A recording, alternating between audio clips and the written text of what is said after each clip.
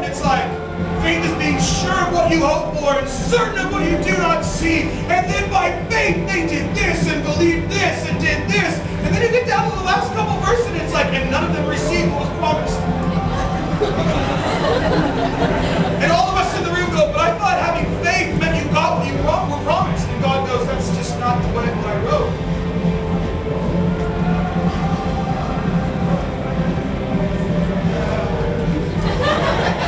Faith is being sure of what you hope for even when you don't see it. Yeah, come on. It's why we can sing songs about a future that we yet to lay hold of. It's why we can sing songs about a God that we barely know because we're so seeking His face. We're so pursuing Him that we're actually, most of our songs, just like most of the Psalms, should be about the pursuit. And mostly how we jack it up. Have you read some of the Psalms? We would never sing those things in our church. God, murder all my enemies. Jam on that.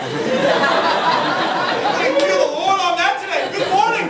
Good morning, church. Here we go. Slaughter my enemies. You have forsaken me. Amen. And God goes, that's what I would put on my iPod. Like that's God's iPod playlist is the Psalms. Like that's why they're in there. They're like His greatest hits. And Jesus liked it so much, He sang one on the cross. My God, why have you forsaken me? He didn't write that, David did. Right. Come on.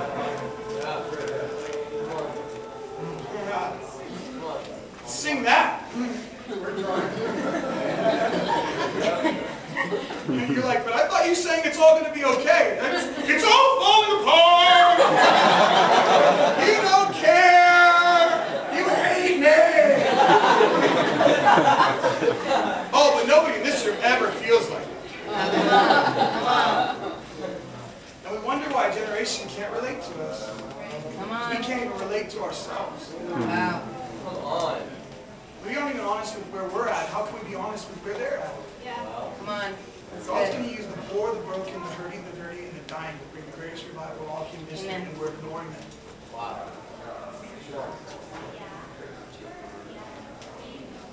Come on. We were part of that church. I lived with one foot in the church and one foot out through high school. So like I could live in the best parts of the church and then like ditch out on all the boring stuff and go like party my brains out. And then when I graduated, I realized, kind of like God every once in a while shows you a mirror of yourself and you go, this is not healthy. And then you get a choice at that moment to go, do I just keep going because I'm not hurting anybody. Nobody really knows. It's okay if I do this and do that. It seems to be working. Heck, the guys on TV, they're throwing away their marriages into the garbage and they still get to have the TV show. So it must be okay. They still call that revival. I guess I could do it too. What does it matter? Oh, it matters. And I got a choice, and I said, I didn't know what to do. And all of a sudden, God gives you, every time He'll give you an open door. It always seems like the wrong choice at the time.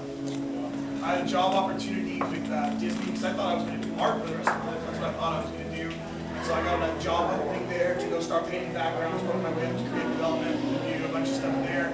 Just because we had friendships there, so the Lord learned some stuff up. So the Lord lined that up. Then on the other end, He's like, oh, then all of a sudden, as soon as I graduated, a friend came to me and said, hey, in Malibu, in Calabasas, California, there is a camp for inner city kids. Would you like to come work at it for the summer? It's like $1,200 a month and they give you 3 room and board. And I was like, let's go. He's like, we leave in a week. I was like, done. So I threw it all away and ran off to work with inner city kids in Malibu at a Salvation Army camp. God bless the Salvation Army.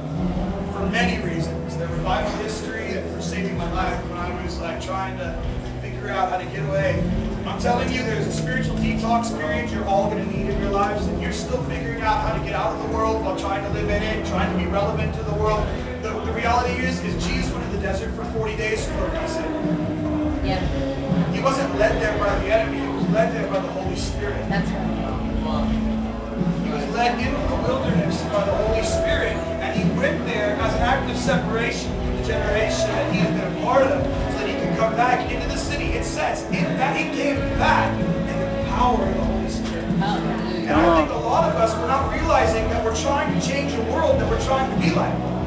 You cannot change a world you're trying to be like. You cannot go in and influence a culture that you have bought into. We have convinced ourselves that we need the world more than they need us. We need their business models, we need their government, we need their leadership, we need their art, we need their record contracts, we need all their stuff so that we can become the greatest. Wrong. If that's the case, you didn't read your Bible because Jesus used none of them and he didn't promote himself at all, yet he influenced government and changed the